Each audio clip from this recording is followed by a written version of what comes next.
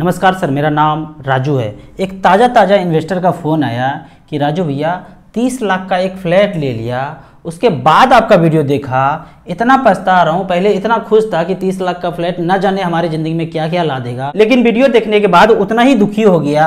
जो मैंने 30 लाख का फ्लैट लिया है उसका EMI 23,250 रुपया जाता है, जबकि उनको रेंट आता है 10,000 रुपया पर मंथ। इस पे मुझे एक बाबा जी का श्लोक याद आता है कि जब तक मूर्ख जिंदा रहेंगे ना, तब तक बुद्धिमान का जीवन यापन ऐसो आराम के साथ होता रहेगा।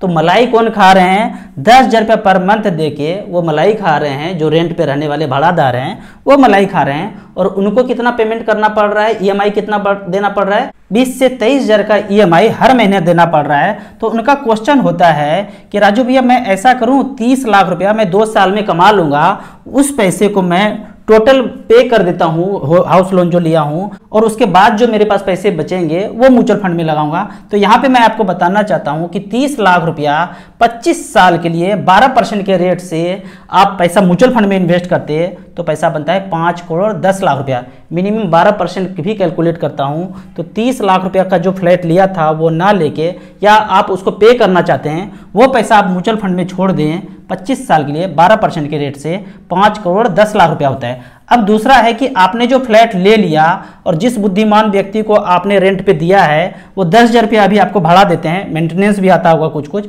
यहाँ पे मैं 15,000 रुपये पर मंथ मान लेता हूँ। फ्यूचर में आप रेंट बढ़ाएंगे जो भी करेंगे, अभी से 15,000 रुपये पर मंथ मान लेता हूँ। जबकि आप यदि 30 लाख रुपया वन टाइम इन्वेस्ट करते तो कितना पैसा बनता? 5 करोड़ 10 लाख रुपया। यहाँ तो आपको प्रॉपर्टी में कितना आ गया, आपको रेंट आ गया 2 करोड़ 84 लाख रुपया।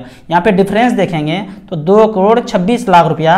यानी कि अगर आपका फ्लैट 2 करोड़ 26 लाख रुपया का हो जाता है तो आपको कोई घाटा नहीं होगा। आपको रेंट कितना मिल गया? 2 करोड़ 84 लाख रुपया लगभग रेंट मिल गया। यहाँ पे मैं 12% के रेट से उसको जोड़ भी रहा हूँ, मतलब जो आपको पैसे मिल रहे हैं, आपको मैं ये मान के चलता हूं कि वो आप उसको SIP कर रहे हैं और 12% के रेट से 2 करोड़ 84 लाख रुपया हो गया।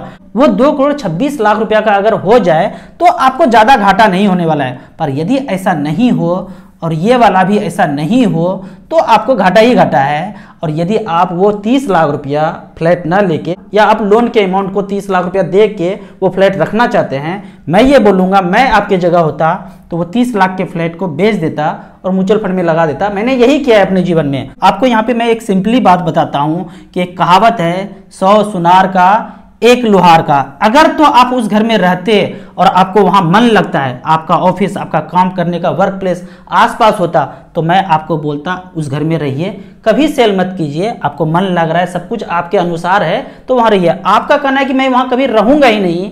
जब नहीं रहेंगे तो क्या कर रहे हैं आप? दूसरे जगह पैसा डाइवर्ट कीजिए। कुछ इतना जल्दी नहीं कि आपको समझ में आ जाएगा।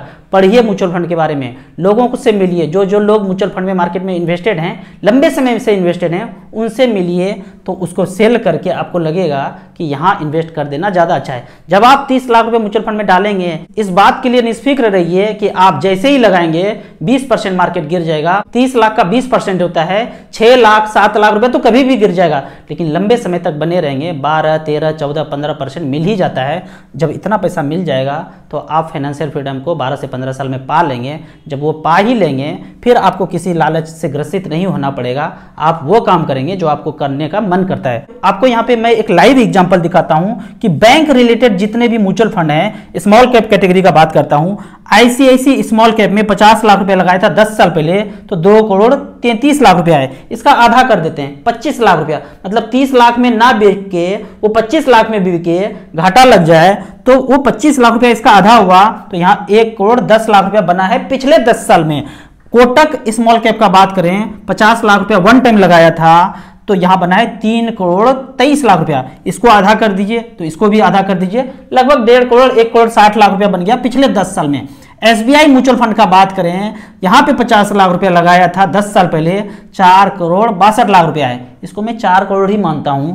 यहां 25 लाख करते हैं तो 2.5 करोड़ रुपया 10 साल में किसने किसने बनाया है? कौन सा प्लॉट चकोर वाला खरीदा था, कॉर्नर वाला, तो 2.5 करोड़ का हो गया। 25 लाख का 2.5 करोड़ होगा, किसी ने नहीं किया है। 24% का रिटर्न यहाँ पे जनरेट करके दिया है। एक और फंड देखते हैं HDFC स्मॉल कैप, यहाँ पे 50 लाख रुपया लगाया था, यानी कि 25 लाख रुपया आधा कर देते हैं तो 2.5 करोड़ का आधा करते हैं 1.25 करोड़ रुपया बना है। यानी कि मैंने 4 फंड का नाम बताया बैंक वाले रिलेटेड AMC से, HDFC, SBI, कोटक और ICICI। आपके पास जब 30 लाख 25 लाख रुपया आता है, 10-10 लाख रुपया करके, 5-5 लाख रुपया करके इन सारे फंड में डाल दीजिए, इतना ताबड़तोड़ पैसा मिलेगा कि आप संभाल नहीं सकेंगे। हमें तो कभी भरोसा ही नहीं होता है कि म्यूचुअल फंड में हमारे पास इतना पैसा है, क्योंकि पैसा अपने आप बन गया। क्या राकेश झुनझुनवाला साहब को सच में विश्वास होता होगा कि उनके पास 20,000 25,000 करोड़ रुपया है? नहीं भरोसा होता है। आप भी म्यूचुअल फंड में पैसा लगा के छोड़ देंगे तो इतना पैसा हो जाएगा कि आपको भरोसा ही नहीं होगा। मैंने आपको एक उदाहरण दिया था पटना वाले सर का, 1,000 से जिंदगी शुरुआत किया था 18 साल पहले, 5.25 करोड़ रुपया है। यकीन मानिए 4 साल के बाद मैं उनसे बात करूंगा तो उनके पास 10 करोड़ रुपया होगा। मेरे पास 2-2.5 करोड़ है, आने वाले 4-5 साल में ये 5 करोड़ रुपया हो जाएगा, अपने आप हो रहा है। आपको इसी तरह म्यूचुअल फंड के बारे में और कुछ जानना है और यदि आप मुझे अपना एडवाइजर बनाना चाहते हैं तो इस नंबर पे मुझे व्हाट्सअप कर सकते हैं। आपको ऑनलाइन म्यूचुअल फंड में इन्वेस्ट करना है तो दिए हुए ऐप में रजिस्ट्रेशन करने के बाद हमसे डायरेक्टली जुड़ सकते हैं। आप चंडीगढ़ के आसपास रहते हैं तो आप हमसे फिजिकल क्लास करा सकते हैं। वीडियो अच्छा लगे तो लाइक एंड शेयर जरूर करें। Thank you so much.